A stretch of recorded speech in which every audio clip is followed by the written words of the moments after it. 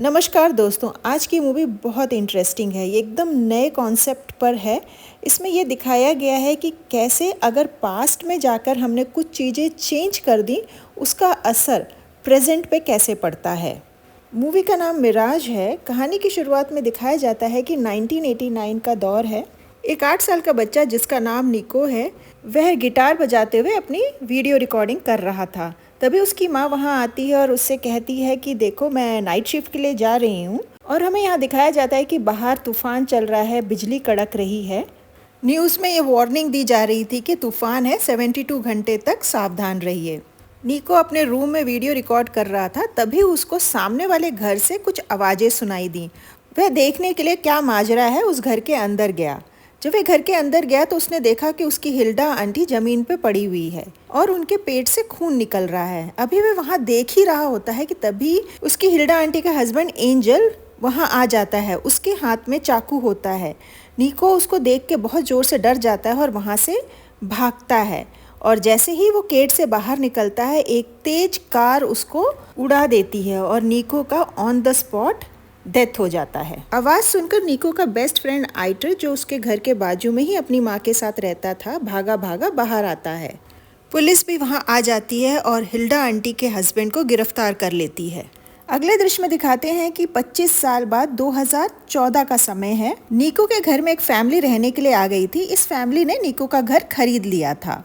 Family में 3 member थे, wife वीरा और बेटी ग्लोरिया जो 5 साल की है। ये दोनों पहले इस घर में आ गए थे और जो पति डेविड है वो किसी काम से फंसा हुआ था, इस वजह से वो उनको रात में आके ज्वाइन करने वाला था। निको का बेस्ट फ्रेंड आइटर अब बड़ा हो चुका था और वो एक पायलट था। वह वीरा और डेविड का बहुत अच्छा दोस्त था। आगे दिखाया जाता है कि वीरा अपनी बेटी ग्लोरिया को स्कूल में ड्रॉप करके हॉस्पिटल जाती है। वह एक नर्स होती है और वो डॉक्टर फेल को न्यूरो सर्जरी में असिस्ट करती थी। वीरा को उसी के एक हॉस्पिटल की नर्स, जो अभी अभी छुट्टी से आई थी, पूछती है कि तुम्हारा नया घर कैसा है। इस पे वीरा थोड़ा सा आश्चर्यचकित हो जाती है कि ये तो छुट्टी पे थी, इसे कैसे मालूम कि मैंने घर शिफ्ट किया है। खैर, वो इस बात पे इतना ध्यान नहीं देती। तभी हमें दिखाया जाता है कि टीवी पे न्यूज़ चल रही है कि 1989 में जिस तरीके का तूफान आया था, उसी टाइप का तूफान उस दिन से शुरू होने वाला है और वो 72 घंटे तक चलेगा। आगे दिखाया जाता है कि वीरा ऑपरेशन थिएटर में डॉक्टर फेल, जो एक न्यूरो सर्जन है, उनको एक पेशेंट की सर्जरी में असिस्ट कर रही है। डॉक्टर फेल वीरा से कहते हैं कि तुमने अगर अपनी पढ़ाई बीच में नहीं छोड़ी होती तो तुम आज एक बेस्ट न्यूरो सर्जन होती। वीरा कहती है, मुझे इस बात का कोई रिग्रेट नहीं है क्योंकि मुझे मेरी बेटी का परवरिश ज़्यादा इम्पॉर्टेंट है मेरे करियर से। वीरा काम ख़त्म करके अपनी बेटी को स्कूल से लेके घर पहुंचती है। वहां वो देखती है कि डेविड भी वापस आ चुका है। तीनों मिलके घर की अनपैकिंग करते हैं।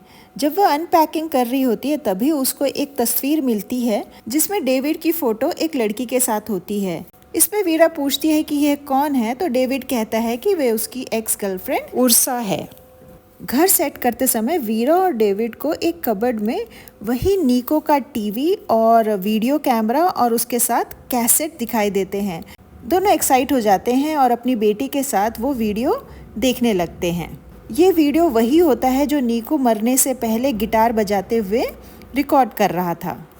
वीडियो देखने के बाद डेविड वीरा से कहता है कि तुम आइटर और उसकी माँ क्लेरा को डिनर पे बुला लो, आज मैं डिनर बनाऊंगा। अभी वो बात ही कर रहे होते हैं, तभी वहाँ पे बिजली कड़कती है और वो देखते हैं कि टीवी में अचानक 25 साल पुरानी न्यूज़ चलने लगती है।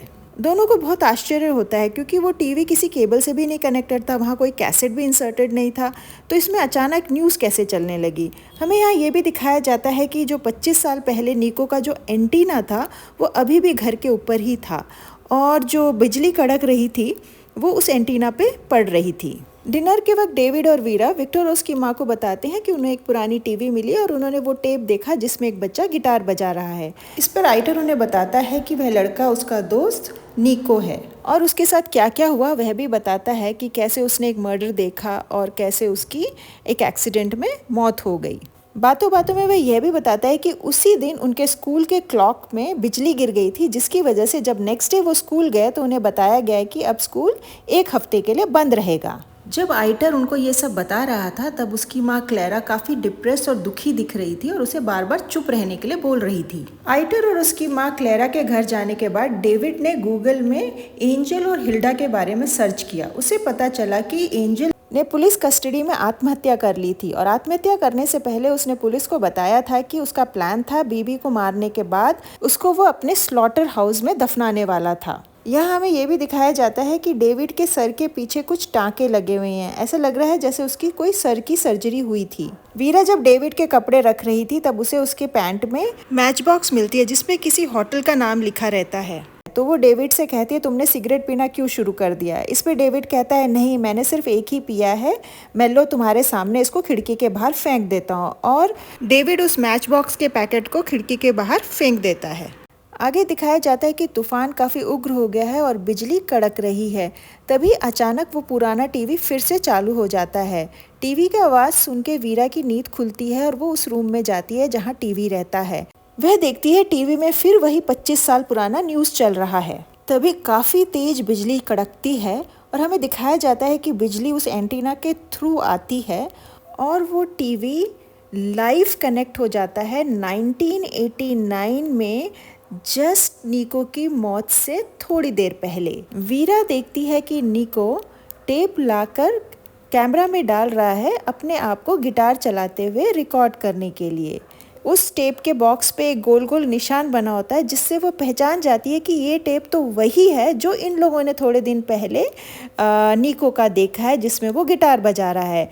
वीरा कैमरे का लाइव बटन ऑन कर देती है जिसकी वजह से अब जो 1989 का निको है उसे टीवी पे वीरा दिखने लगती है। वो काफ़ी कंफ्यूज हो जाता है और बोलता है क्या तुम मुझे देख सकती हो। इस पे वीरा भी एकदम घबराई हुई आवाज़ में कहती हाँ मैं तुम्हें देख सकती हूँ। निको देखता है कि वीरा के पीछे कुछ सामान है जो उसका खुद का ही सामान है। उसे बहुत आश्चर्य होता है। वो वीरा से पूछता है कि वो मेरा सामान वहाँ कैसे है। इस पे वीरा उसे बताती है कि ये तुम्हारा ही घर है जो अब हमने खरीद लिया है और यह भी बताती है कि उसका बेस्ट फ्रेंड आइटर अब एक पायलट है। अभी निको को जैसा पहले हुआ था कुछ लड़ने की आवाज़ सामने वाले घर से आती है तो वह देखने के लिए खिड़की की तरफ जाता है। यह देखकर वीरा जोर जोर से चिल्लाती है कि प्लीज़ तुम वहाँ मत जाओ, अगर तुम वहाँ गए तो तुम्हारी मौत हो जाएगी।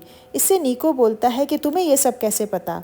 इस पर वीरा अपने मोबाइल में वो न्यूज़ खोलकर उसे दिखाती है जिसमें लिखा था कि निको की मौत उस रात को एक एक्सीडेंट में हो गई है और उसे यह भी बताती है कि तुम्हारे स्कूल के क्लॉक हाउस पे बिजली गिरने की वजह से तुम्हारा स्कूल एक हफ्ते के लिए बंद रहेगा। निको को कुछ समझ नहीं आ रहा था। वो इन सब चीज़ों को इग्नोर करके पहले वो सोचता है कि वो बाजू वाले घर में जाके देखेगा कि वहाँ क्या हो रहा है, लेकिन इन दोनों की इन सब बातों के बीच में वो टाइम जब उसकी मौत हुई थी वो टाइम निकल जाता है। जब वो बाहर आता है जस्ट गेट के पास ही पहुँचाता है तभी वो देखता है एक कार बड़ी तेज़ी से उसके घर के सामने से गुजर गई है। इसके आगे हमें दिखाया जाता है कि निको की माँ काम से वापस आ जाती है। वो निको से बोलती है कि तुम अभी तक सोए क्यों नहीं। इस पे निको बड़ा कंफ्यूज सा अपनी माँ की तरफ देखता है और बोलता है माँ मैंने आज जागते हुए एक सपना देखा और मैंने एक फ्यूचर से आई हुई औरत से टीवी पे बात की है। अगले दिन जब निको स्कूल जाता है तो वह देखता है कि उसके स्कूल के क्लॉक हाउस में बिजली गिरी है जिसकी वजह से पावर चला गया और स्कूल एक हफ्ते के लिए बंद है। निको समझ जाता है उसने कोई सपना नहीं देखा था, सचमुच किसी लेडी ने फ्यूचर से आके उससे बात की है। इसके अगले दृश्य में दिखाया जाता है कि वीरा हॉस्पिटल में रेस्ट कर रही है।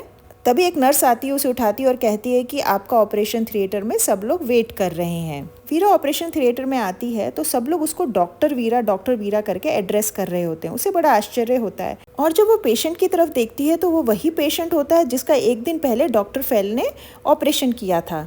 वह कहती है कि डॉक्टर फेल कहाँ है, इसका तो ऑपरेशन हमने कल ही करा था। वहाँ खड़ी हुई नर्स काफ़ी कंफ्यूज हो जाती है। वो बोलती है डॉक्टर वीरा ये आपका पेशेंट है और आप ही इसका ऑपरेशन करने वाली हैं। वीरा को कुछ समझ नहीं आता। वो ऑपरेशन थिएटर छोड़ के वहाँ से भाग जाती है और अपनी बेटी के स्कूल में जाती है। जब वह अपनी बेटी के बारे में पूछती है तो वहाँ किसी को भी ग्लोरिया के बारे में पता ही नहीं होता। वो लोग कहते हैं कि ऐसे नाम की कोई लड़की यहाँ है ही नहीं। फिर वह भागी भागी अपने पति डेविड के ऑफिस में जाती है। वहाँ जाके वह डेविड से कहती है मुझे हमारी बेटी ग्लोरिया मिल नहीं रही है। मैंने जब स्कूल में पूछताछ की तो उसे कोई भी जानता ही नहीं है। इस पे डेविड कहता है आप क्या बके जा रही हैं, हमारी बेटी, हमारी तो कभी शादी ही नहीं हुई और बेटी कहाँ से आ गई। मैं सिर्फ तुम्हें इसलिए जानता हूँ क्योंकि तुमने मेरे सर का ऑपरेशन किया था। अगले दृश्य में दिखाया जाता है कि वीरा पुलिस स्टेशन पहुंचती है। वहां वो इंस्पेक्टर लेरा को बताती है कि उसके साथ कुछ अजीब चीजें हो रही हैं। उसकी बेटी मिसिंग है, उसका पति उसे पहचान नहीं रहा है और वो एक नर्स है, पर उसे सब लोग डॉक्टर करके एड्रेस कर रहे हैं। इंस्पेक्टर इसके बारे में खोजबीन करता है और उसे बताता है कि तुम्हारी डेविड से कभी शादी ही नहीं हुई थी और तुम्हारी ग्लोरिया नाम की कोई बेटी नहीं है। इंस्पेक्टर उसे लेके उस हॉस्पिटल में जाता है जहाँ वो काम करती थी। वहाँ का सीनियर डॉक्टर उसे बताता है कि तुम इस हॉस्पिटल की बेस्ट न्यूरोसर्जन हो और तुम्हारा पहला पेशेंट डेविड था और 2 दिन पहले एक लड़की जिसके बचने के कोई चांसेस नहीं थे, तुमने उसका ऑपरेशन करके ठीक करने की कोशिश की, लेकिन वो लड़की मर गई। उसके मरने की वजह से तुम काफ़ी डिप्रेस्ड हो गई थी, इसलिए तुम्हें रेस्ट करने के लिए कहा गया था। शायद तुम अभी भी डिप्रेशन में हो, इसलिए तुम्हें इस तरह के ख्याल आ रहे हैं। तुम और रेस्ट कर लो, तुम ठीक हो जाओगी। वीरा का ध्यान आसमान में चमकती बिजली पे जाता है। वह इंस्पेक्टर से कहती है जब से ये तूफान आया है तभी से ये सारी प्रॉब्लम शुरू हुई है। वह तुरंत निको के घर, जो उसने अभी हाल ही में खरीदा था, उस तरफ रवाना होती है। वो सोचती है कि उस टीवी के थ्रू शायद उसे कुछ पता चल सकता है, एटलीस्ट वो अपनी बेटी के बारे में पता कर सकती है। लेकिन जब वह वहाँ पहुँचती है वो देखती है कि घर के दरवाजे का लॉक टूटा हुआ है। वह अंदर जाके तुरंत टीवी ढूंढने लगती है, पर उसे टीवी कहीं दिखाई नहीं देती। तभी एक लेडी पीछे से आती है और जोर जोर से चोर चोर चिल्लाने लगती है और कहती है तुम मेरे घर का दरवाजा तोड़ के अंदर कैसे आ गई। वीरा कहती है ये मेरा घर है, तो वो कहती है नहीं, ये मेरा घर है और मेरे पति डेविड हैं। वीरा का ध्यान दीवार पे टंगे एक तस्वीर पे जाता है। ये तस्वीर डेविड और उसकी एक्स गर्लफ्रेंड उसरा की होती है, जो उसने सामान अनपैक करते समय देखी थी। उसरा पुलिस को कॉल करने लगती है। यह देखकर वीरा फटाफट वहां से बाहर निकल आती है। वह बाहर छुपी होती है, तभी वह निको के बेस्ट फ्रेंड आइटर की माँ और एंजल को साथ में देखती है। वो दोनों इस तरह से बिहेव कर रहे थे जैसे वे हस्बैंड वाइफ हों। उसे बहुत आश्चर्य होता है क्योंकि उसने जब आइटर और उसकी माँ को डिनर पे बुलाया था तब आइटर ने बताया था कि एंजल ने पुलिस कस्टडी में आत्महत्या कर ली थी। चलिए अब मैं आपको बताती हूँ कि ये सब क्यों हो रहा था। दरअसल जो वो तूफान आया था जो 1989 की तरह ही था और 3 दिन तक चलने वाला था, उस तूफान की वजह से आसमान में एक पोर्टल खुल गया था जो निको के कंप्यूटर और एंटीना के थ्रू प्रेजेंट को 1989 से कनेक्ट कर सकता था। तूफान के दौरान 1989 में हुई कोई भी घटना को बदलकर प्रेजेंट चेंज किया जा सकता था। यहाँ हमें ये तो समझ में आता है कि निको का पास्ट चेंज होने की वजह से प्रेजेंट में कुछ चेंजेस हो गए हैं, लेकिन वीरा का तो कुछ पास्ट चेंज किया ही नहीं गया था, तो उसका प्रेजेंट कैसे चेंज हो गया? इसका खुलासा मूवी में आगे होगा। इसके आगे दिखाया जाता है कि निको के साथ आगे क्या हुआ। निको ने क्योंकि आवाज़ें सुनी थी हिल्डा आंटी के घर से, तो वो सोचता है क्यों ना मैं इनके घर जाकर देखूं कि वहाँ क्या हुआ होगा रात में। तो वह जब वहाँ जाता है तो वो देखता है कि बाथ टब में हिल्डा आंटी की डेड बॉडी पड़ी है। वह घबरा के एकदम बाहर जाने लगता है। तभी उसे रूम में एक पैकेट दिखाई देता है। वह पैकेट खोल के देखता है कि उसमें क्या है, तो वह देख के हक्का बक्का रह जाता है। उसके अंदर एक जाली पासपोर्ट रहता है। उस पासपोर्ट में नाम तो हिल्डा आंटी का रहता है, लेकिन फ़ोटो उसके बेस्ट फ्रेंड आइटर की माँ क्लेरा का रहता है। तभी उसे किसी के आने की आहट सुनाई देती है। वो फटाफट बेड के नीचे छुप जाता है। बेड के नीचे उसे एक घड़ी दिखती है। वो घड़ी को अपने हाथ में ले लेता है और वह देखता है कि एंजल हिल्डा आंटी के छोटे छोटे टुकड़े करके एक सूटकेस में भरकर वहां से चला जाता है। लेकिन यहाँ हमें दिखाया जाता है कि एंजल जैसे ही घर से बाहर आता है, उसका कुत्ता उसे भौंक भौंक के इशारे करके बता देता है कि कोई घर के अंदर दरवाजा तोड़ के घुसा है। एंजल समझ जाता है जो भी घुसा है उसने वो घड़ी चुराई है और उसने ये भी देख लिया है कि उसने हिल्डा का कत्ल किया है। तो इससे पहले कोई पुलिस को कत्ल के बारे में रिपोर्ट करे, वह पुलिस के पास जाके खुद ही रिपोर्ट लिखा देता है कि उसके घर में कोई चोर घुसा है और उसने उसकी एक घड़ी चुराई है। जब निको और उसकी माँ ये रिपोर्ट लिखवाने पुलिस के पास जाते हैं तो पुलिस वाले इन्हीं को डांट के बोलते हैं कि उसकी वाइफ अभी यहाँ नहीं है, वो अपने बॉयफ्रेंड के साथ भाग गई है।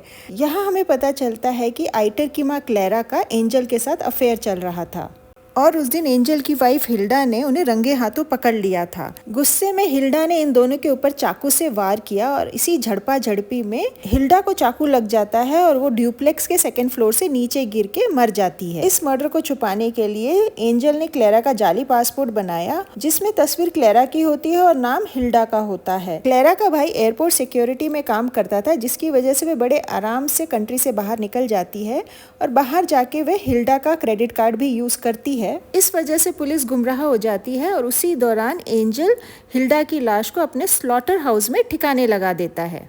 अगले दृश्य में दिखाते हैं कि वीरा बहुत परेशान है। वो इंस्पेक्टर से कहती है कि उसे कैसे भी करके अपनी पुरानी ज़िंदगी में जाना है और अपनी बेटी को ढूंढना है।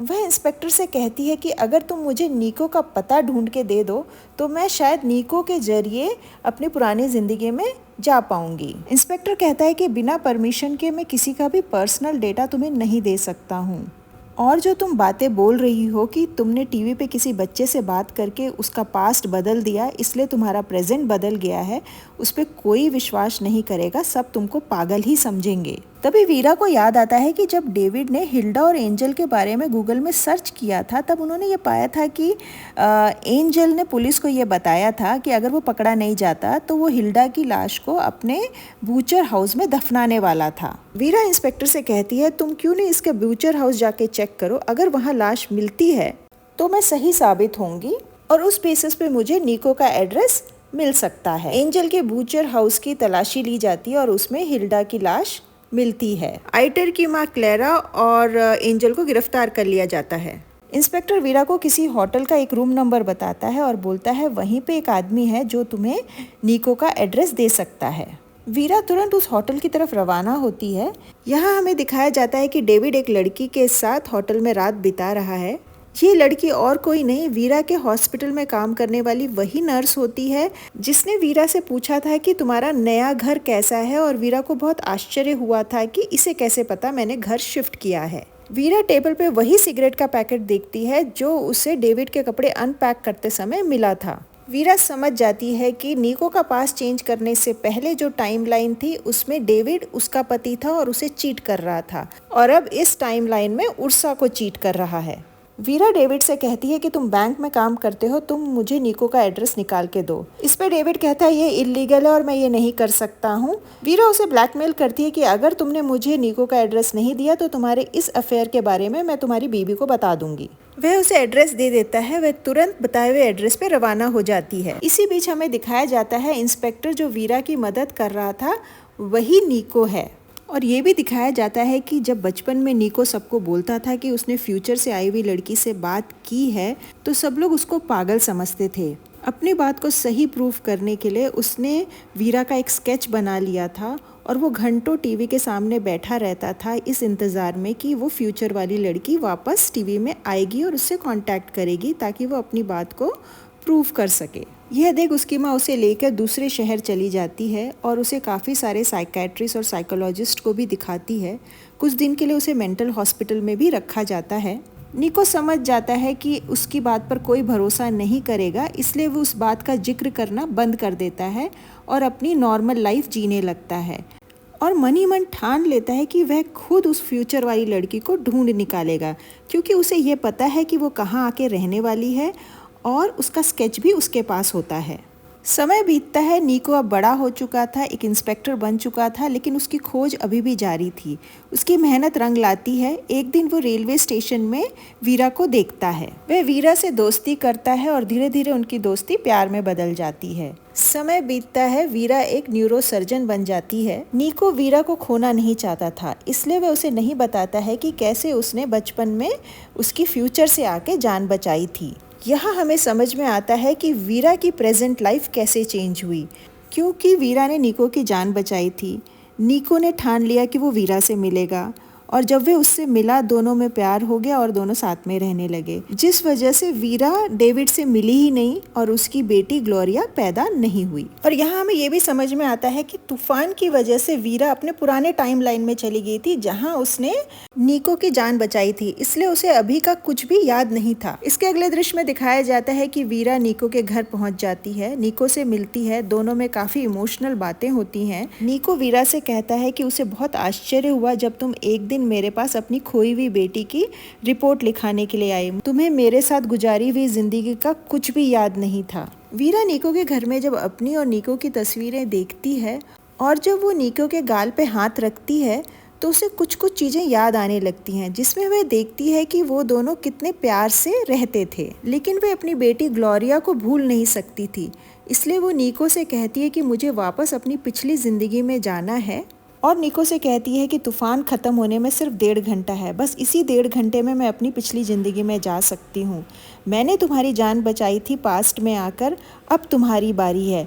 ऐसा कह के वे बिल्डिंग से नीचे कूदकर अपनी जान दे देती है। यह देख निको के पाँव के तले की ज़मीन ही खिसक जाती है। वह तुरंत भागा भागा स्टोर रूम में जाता है और वो कंप्यूटर ऑन करता है। जैसे ही वो कैमरे का लाइव बटन ऑन करता है, उसे टीवी के उस तरफ छोटा निको दिखाई देता है, जो कि बहुत बेसब्री से फ्यूचर वाली लड़की का इंतजार कर रहा था। छोटा निको इसे देखकर बोलता है कि तुम कौन हो और वो फ्यूचर वाली लड़की कहाँ है। इस पे निको कहता है कि मैं तुम्हारा फ्यूचर हूँ। और हमें यहाँ समझ में आता है कि बड़े निको ने छोटे निको से कहा, अगर तुम फ्यूचर वाली लड़की का भला चाहते हो तो उसे कभी भी ढूंढने की कोशिश मत करना और इस टीवी और एंटीना को नष्ट कर देना। इसके अगले दृश्य में दिखाया जाता है कि वीरा बेड पे सो रही है और उसके बाजू में उसका पति डेविड है। वह भागी भागी अपनी बेटी के रूम में जाती है। वहाँ वो ग्लोरिया को बेड पे सोता हुआ देख के बहुत खुश होती है और उसे गले लगा लेती है। इसके आगे दिखाया जाता है कि वीरा अपनी बेडरूम की खिड़की के बाहर जाती है। वहाँ उसे मैच बॉक्स मिलता है। तभी डेविड भी वहाँ आ जाता है। वो पूछता है तुम क्या कर रही हो। इस पे वीरा उससे कहती है कि माचिस का पैकेट तुम्हें कहाँ से मिला। इस पे डेविड उसे कहता है कि ये मुझे होटल से मिला है। वीरा को कंफर्म हो जाता है कि डेविड उसे चीट कर रहा है। इससे हमें ये समझ आता है कि इस जिंदगी में वापस आने से पहले जो कुछ भी हुआ वो उसे याद है। इसके आगे हमें दिखाया जाता है कि वीरा स्लॉटर हाउस जाती है और चेक करती है कि वहाँ हिल्डा की लाश है कि नहीं। वहाँ उसे हिल्डा की लाश मिलती है। वह तुरंत पुलिस को बुलाती है। पुलिस वहाँ आती है। तभी हम देखते हैं कि वो इंस्पेक्टर और कोई नहीं, निको ही है। वीरा निको को देख के कहती है, मुझे मालूम था निको तुम जरूर आओगे। इस पे निको उससे पूछता है, क्या मैं तुम्हें जानता हूँ। इस पे वीरा कहती है कि हाँ तुम मुझे जानते हो, पर तुम्हें अब मैं याद नहीं हूँ। निको उसकी तरफ ध्यान से देखता है और फिर दोनों एक दूसरे को देख के स्माइल करते हैं। इस तरह से मूवी यहीं ख़त्म हो जाती है।